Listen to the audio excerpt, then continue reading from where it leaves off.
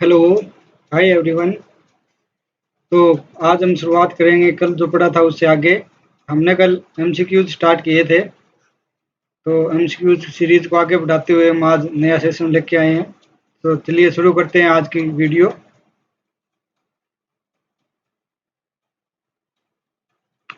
आज का पहला क्वेश्चन है, केंद्रीय विधानसभा को निम्नलिखित में से कौन से निर्वाचन भारत शासन अधिनियम 1919 के तहत हुए?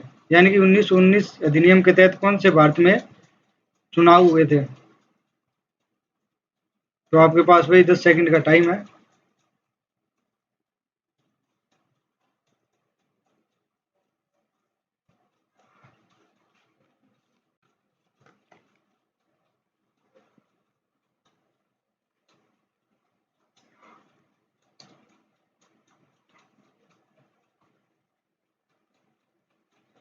तो 1926 के जो चुनाव हुए थे वो 1919 के अधिनियम के तहत हुए थे। 1937 से पहले 1935 का अधिनियम आ गया था, तो ये तो हो ही नहीं सकता, बी तो हो ही नहीं सकता।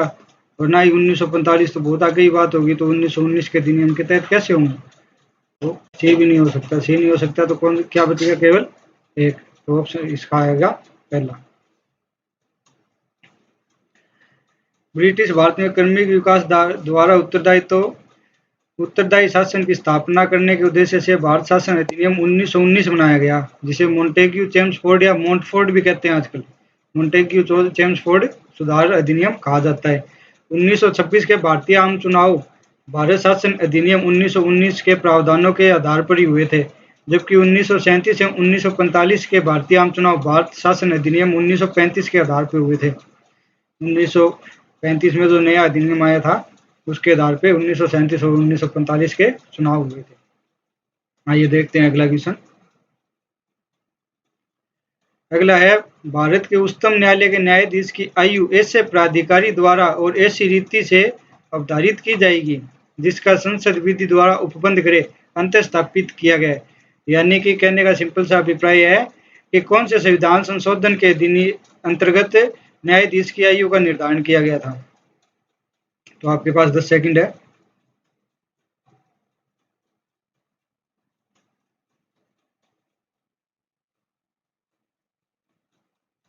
तो इसका आंसर है 15वां संविधान संशोधन।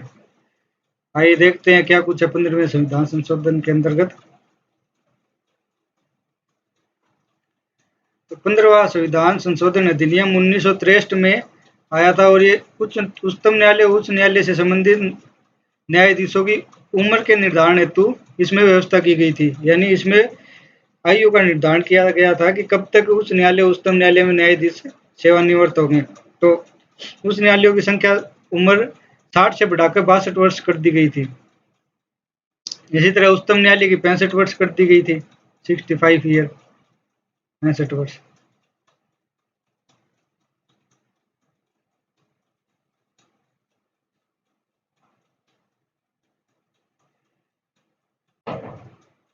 इसके अलावा संशोधन के तहत अनुच्छेद 226 का भी विस्तार किया गया, ताकि उच्च न्यायालय को यह शक्ति दी जा सके कि वे किसी राज्य के बाहर भी यदि उसके क्षेत्राधिकार में उत्पन्न हुआ प्राधिकारी को निर्देश, आदेश, हुक्मनामा, रिट जारी कर सके। अनुच्छेद 226 में क्या है? हाईकोर्ट को रिट जारी करने का अधिकार है।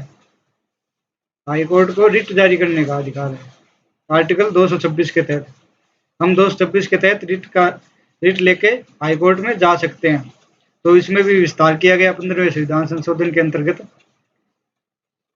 इस संशोधन के तहत एक उच्च न्यायालय से दूसरे में स्थानांतरण पर न्यायाधीशों को क्षतिपूरक भत्तों के भुगतान की व्यवस्था भी की गई है। यानी कि एक न्यायालय से दूसरे न्यायालय में न्यायाधीशों का जो स्थानांतरण होता है उसमें क्षतिपूरक जो भत्ते होते हैं उनका भी भुगतान किया जाएगा।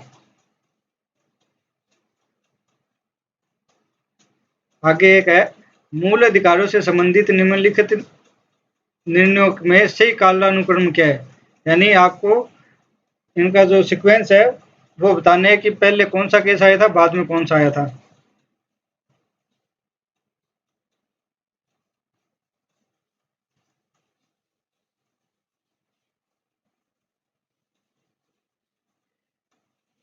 तो ठीक है, तो इसमें सबसे पहले केशवानंद भारती है, तो आपको याद ही रखना है 1973।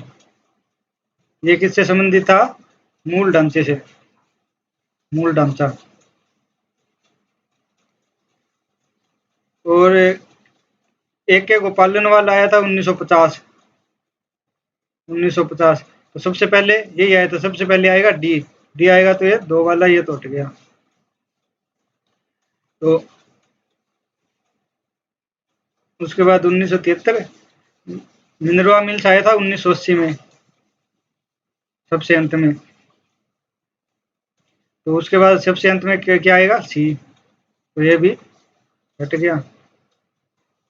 और गोलकनाथ वाला शायद आया था 1967 में, अभी पता चल जाएगा। 1967 गोकुलनाथ वाला। AK गोपालन 1950 में, केशवानंद भारती 1973 में और मिनरवा मिल्स 1980 में। आइए अगले क्वेश्चन पे चलते हैं। आगे है कि स्वर्ण सिंह समिति में कौन सदस्य रहे थे? 1976 में स्वर्ण सिंह समिति बनी थी, तो उनके सदस्य कौन कौन थे? 10 सेकंड का समय आपके पास।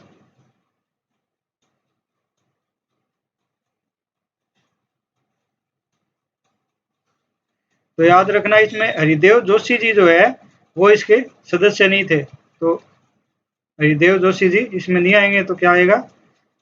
ऑप्शन 3। मैं आपको स्वर्ण सिंह समिति के बारे में थोड़ा बता देता हूँ। जो सरदार स्वर्ण सिंह जी की समिति वो लाई गई थी, सरदार स्वर्ण सिंह समिति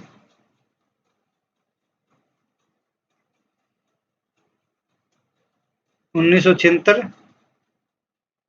इस समय 42वां संविधान संशोधन आया था। इन्होंने मूल कर्तव्यों के लिए सिफारिश की थी, मूल कर्तव्य इन्हीं की सिफारिश पर आए थे। और ये कहाँ पे जोड़े गए थे? भाग 4A में। भाग 3 में मूल अधिकार है, 4 में नीति निर्देशक तत्व है, तो इनके बाद 4A को जोड़ा गया था।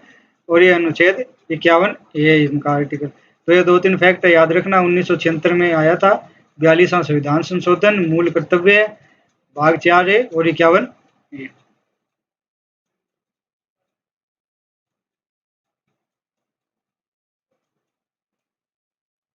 इसका पढ़ लेना आप। 1976 में भारत सरकार ने केंद्रीय मंत्री सरदार स्वर्ण सिंह की अध्यक्षता में एक समिति का गठन किया गया, जिन्हें उन्हीं के नाम से जाना जाता है। इस समिति की स्थापना मुख्य उद्देश्य राष्ट्रीय आपातकाल के दौरान मौलिक कर्तव्यों और उनकी आवश्यकताओं के संबंध में संस्तुति देना है। यानी कि मौलिक कर्तव्यों, मूल कर्तव्य के लिए ये लाई गई थी। मूल कर्तव्य, इसमें इस समिति में 12 सदस्य थे, जिसमें सरदार स्वर्ण सिंह स्वयं अध्यक्ष थे। AR Antulay, SS Ray, Rajni Patel, HR Gokhale, VA Syed Mohammad, VN Gadgil, CM Stephen, DP Singh, Dinesh Goswami, Vasant Sathe और BN बनर्जी, ये थे। ये मैंने आपको बता ही दिया। 42वां संविधान संशोधन, भाग 4A अनुच्छेद 51 का और भारतीय मूल कर्तव्य का उल्लेख है। लेकिन इसमें एक याद रखना कि इसमें जो अंतिम वाला जो 11वां मूल कर्तव्य है, 11वां मूल कर्तव्य है, वो 2002 में जोड़ा गया था। तो मूल रूप से 10 कर्तव्य जोड़े गए थे, 11वां 2002 में जोड़ा गया। अगला है, भारत के संविधान के अनुच्छेद 240 के अंतर्गत कुछ संघ राज्य क्षेत्रों के लिए विनियम बनाने की राष्ट्रपति की शक्ति के संदर्भ में निम्नलिखित में कौन से युग्म सही सम्मिलित नहीं है? यानी आपको आर्टिकल 240 के बारे में बताना है कि इसमें कौन सा केंद्र शासित प्रदेश है वो 240 के इन अधिनियमों के अंतर्गत नहीं आता।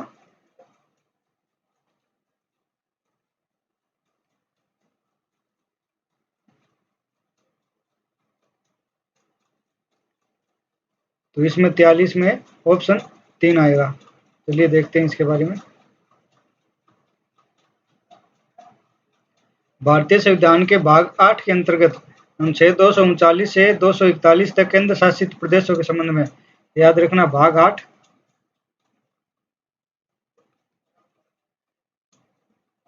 और आर्टिकल 239 से 241।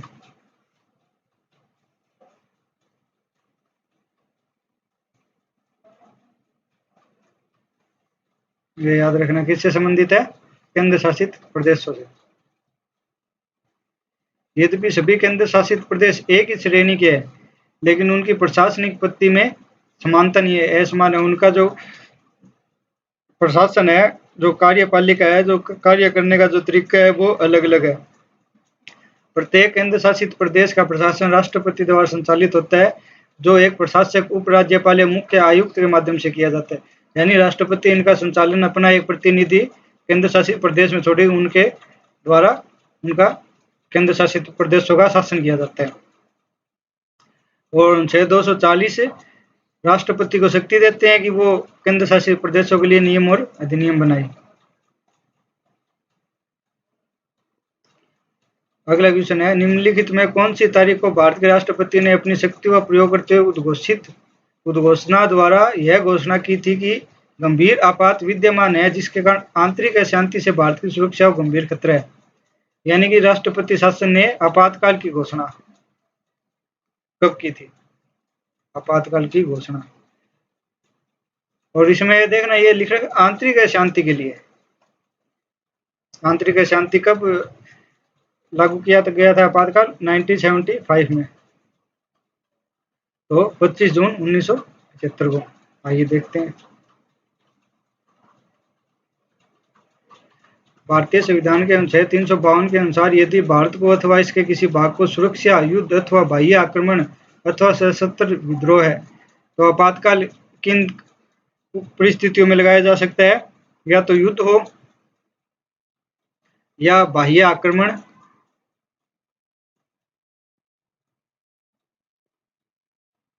या फिर सशस्त्र विद्रोह। सशस्त्र विद्रोह। पहले सशस्त्र विद्रोह की जगह क्या था? आंतरिक अशांति। आंतरिक अशांति। तो इसी के आधार पर 1975 में आपातकाल लाया गया था। उसके बाद इसको 1976 में बदल के आंतरिक अशांति की जगह सशस्त्र विद्रोह किया गया। तो अभी तक 3 बार राष्ट्रीय आपातकाल आ चुका है, 26 अक्टूबर 1962 से 10 जनवरी 1968। यहाँ पे एक बात याद रखना, 1965 में जो पाकिस्तान वाला युद्ध हुआ था, उसमें नया आपातकाल लाने की आवश्यकता नहीं पड़ी, क्योंकि 1962 में जो आपातकाल लगा हुआ था उसको ही आगे बढ़ा दिया गया। दूसरा आपातकाल 1971 में बांग्लादेश के निर्माण के समय। तीसरा आपातकाल 1975 में सशस्त्र विद्रोह के लिए इंदिरा गांधी जी ने जो लगाया था।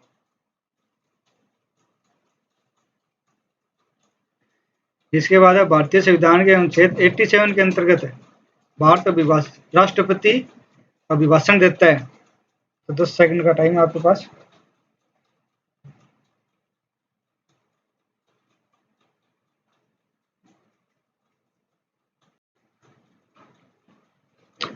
तो एक साथ समवेत संसद के दोनों सदनों में। ऑप्शन 4। संयुक्त बैठक किसके लिए बुलाई जाती है? जब भी कोई विधेयक में जब गतिरोध उत्पन्न होता है तो संयुक्त बैठक बुलाई जाती है।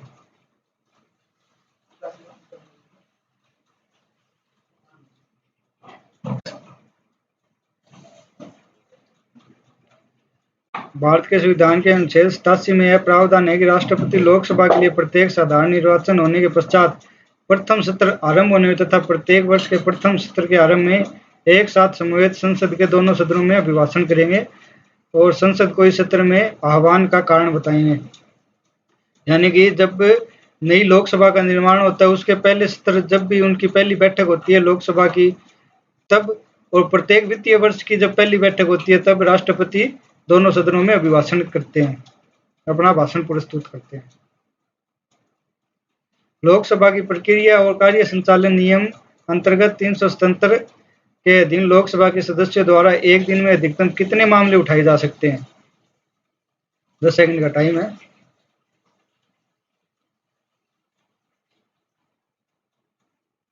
तो 20 मामले, अधिकतम 20 मामले।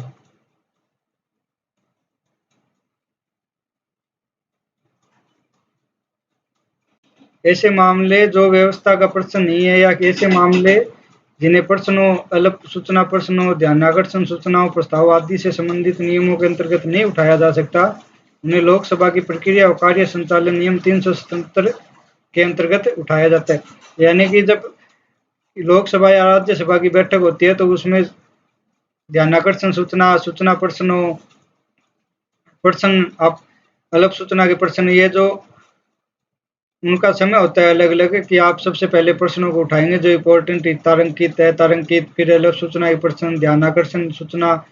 तो इनके अंतर्गत जो भी क्वेश्चन नहीं उठाए जाते उनको कार्य संचालन अधिनियम 377 के अंतर्गत उठाया जाता है और प्रतिदिन 20 सदस्य धारा 377 के अंतर्गत इन मामलों को उठा सकती है। ये कार्य प्रक्रिया और कार्य संचालन का नियम है, यह संविधान का अनुच्छेद नहीं है, याद रखना।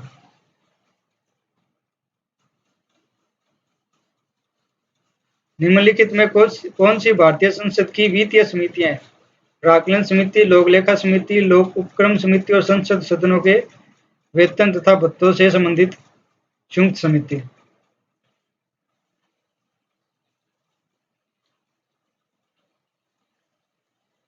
इसमें आप याद रखना ये डी, ये 4 नंबर नहीं होगा, 4 नहीं होगा तो ये भी नहीं होगा, ये भी नहीं होगा, ये भी नहीं होगा। इसका आंसर क्या आ जाएगा? ऑप्शन 3। आइए इन समितियों के बारे में थोड़ा देखते हैं। सबसे पहले लोक लेखा समिति, यह एक वित्तीय एवं स्थायी समिति है, सबसे पुरानी है, स्थायी समिति है। स्थायी और अस्थायी है, मैं बता देता हूँ थोड़ा, 1 सेकंड का टाइम दूंगी।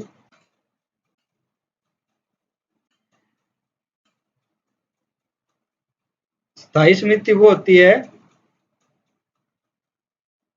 जिनका निर्माण प्रत्येक वर्ष होता है, प्रत्येक वर्ष। और अस्थायी या तदर्थ समिति, अस्थायी या तदर्थ समिति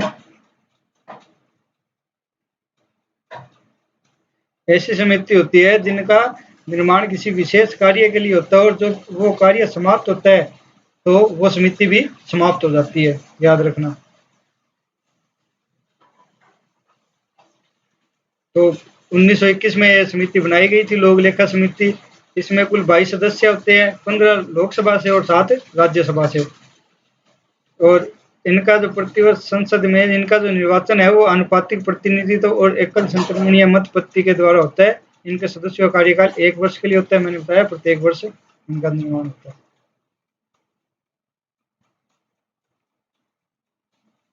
इसके बाद है प्राक्कलन समिति, ये भी संसद की सबसे बड़ी स्थायी समिति है, ये भी 1921 में बनी।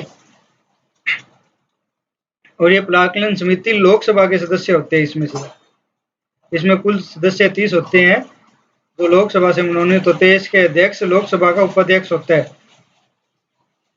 या फिर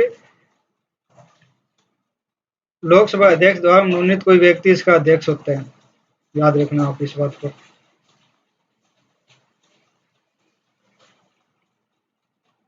ये 1921 में आई थी, तब ये नियमित रूप से संचालित नहीं थी, लेकिन स्वतंत्रता के पश्चात 1950 में वित्त मंत्री जॉन मैथाई की सिफारिश के आधार पर इसको स्थायी समिति बनाया गया था, इसको भी याद रखना।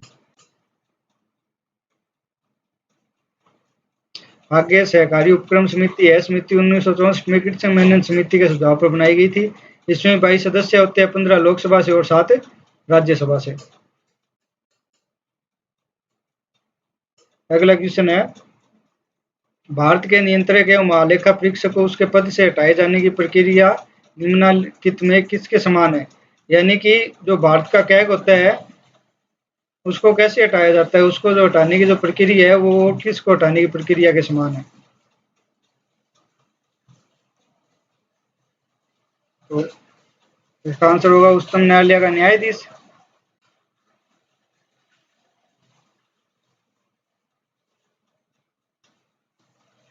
तो कैग पद भारत सरकार अधिनियम 1935 से लिया गया है। यह संविधान के अनुच्छेद 148 के तहत केंद्र एवं राज्य दोनों क्षेत्रों की संपूर्ण वित्तीय प्रणाली को नियंत्रित एवं लेखाबद्ध करने का पदाधिकारी होता है। इसका कार्यकाल 6 वर्ष या 65 वर्ष आयु जो भी पहले हो होती है। यानी कि इसको कहाँ से लिया गया है? बात जो 1935 में भारत सरकार अधिनियम आया था वहां से इसको उठाया गया है। इसका कार्यकाल 6 वर्ष या 65 वर्ष जो भी पहले हो, 6 वर्ष या 65 वर्ष की उम्र जो भी पहले हो। और इसकी पद मुक्ति है वो जैसे उच्चतम न्यायालय पर महाभियोग प्रक्रिया द्वारा होती है, हटाया जाता है उच्चतम न्यायालय के न्यायाधीश को, उसी प्रकार कैग के सदस्य को भी पदमुक्त किया जाता है। तो आप सभी का बहुत बहुत धन्यवाद, थैंक यू इस क्लास में जुड़ने के लिए। आगे हम इस श्रृंखला को प्रारंभ रखेंगे, तो बताइए आपको कैसी लगी है श्रृंखला। लाइक करना, कमेंट करना, शेयर करना और चैनल को सब्सक्राइब करना और कमेंट जरूर करना कि आपको कैसी लगी। धन्यवाद, बाय।